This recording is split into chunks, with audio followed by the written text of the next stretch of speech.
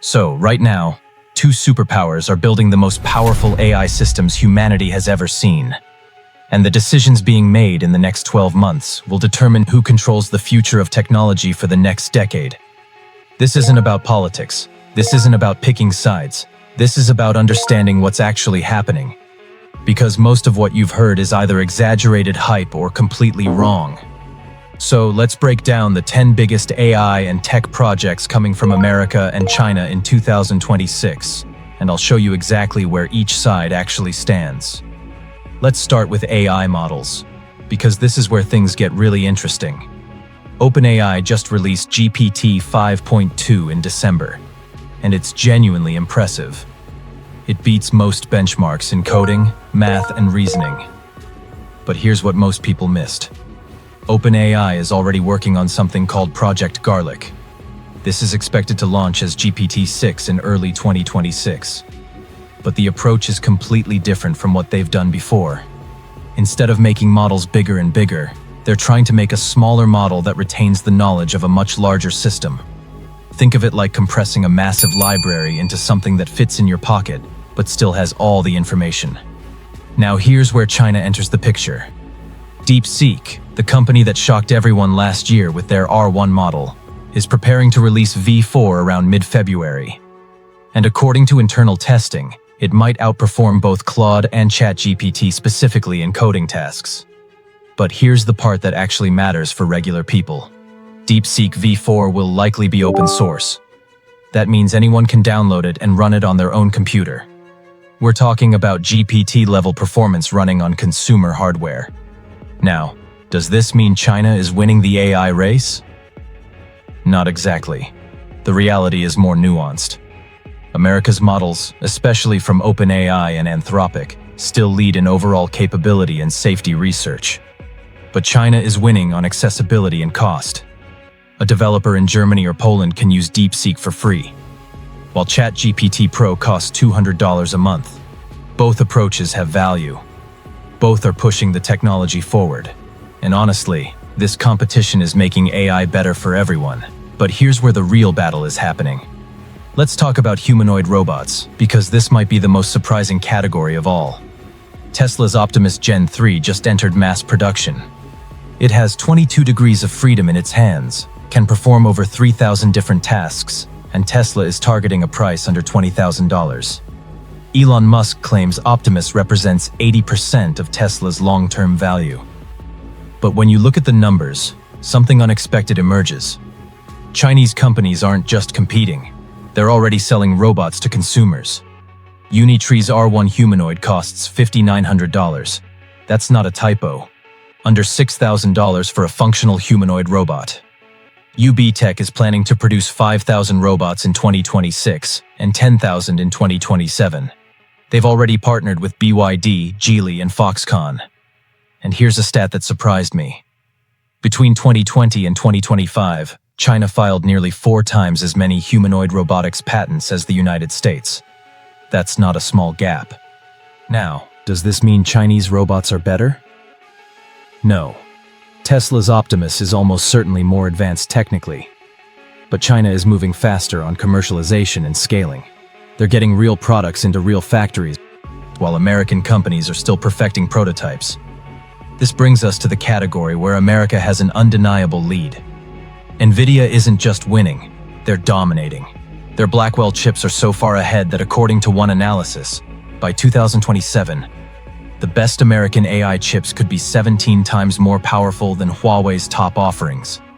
Huawei is trying to catch up with their Ascend chip line. They're planning to double production in 2026 to about 600,000 chips.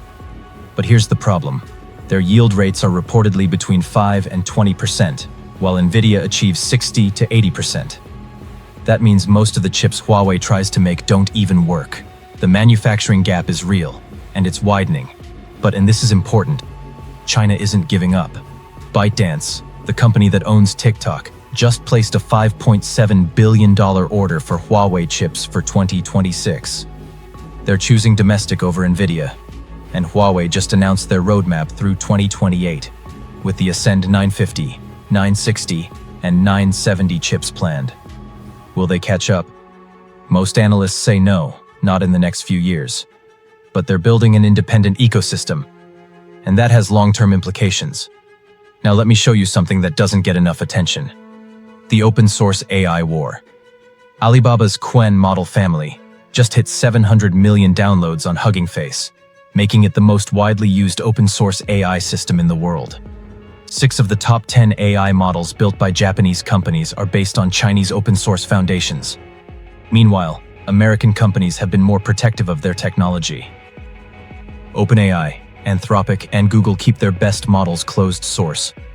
This creates an interesting dynamic.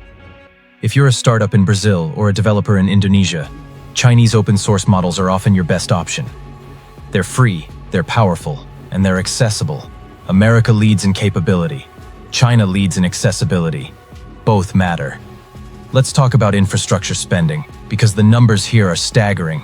American cloud providers are projected to spend $600 billion on AI infrastructure in 2026. That's double what they spent in 2024. This is being called the largest technology project in human history.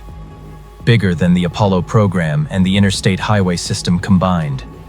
China can't match this dollar for dollar. But they have a different strategy.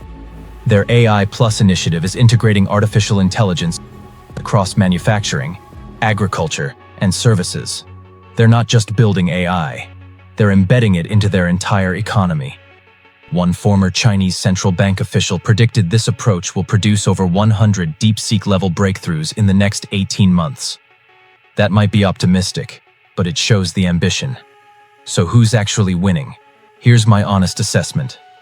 America leads in raw capability, capital investment, and chip manufacturing. If you want the most powerful AI model available today, it's probably American.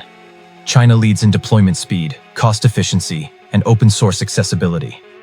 If you want affordable AI that you can run yourself, Chinese options are often better. Neither side has a decisive advantage. And that's actually good news for everyone else. This competition is driving down costs. It's accelerating innovation. It's making AI tools available to people who couldn't afford them before. The real question isn't who wins. It's how this competition shapes the technology we all use. In 2026, we're going to see GPT-6, DeepSeek V4, 100,000 Tesla robots, new NVIDIA chips, and probably a dozen breakthroughs nobody expects. Both superpowers are pushing as hard as they can.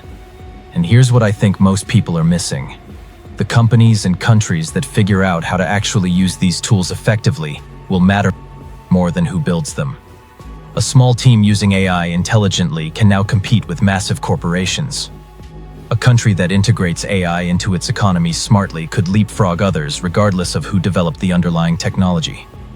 The real winners of this race might not be America or China. They might be the engineers, creators, and businesses around the world who learn to work with these tools first. That's the opportunity sitting in front of all of us right now. The question is whether we take it. Share your thoughts in the comments, and if this was useful, like the video and subscribe. Thanks for watching, and I'll catch you in the next one.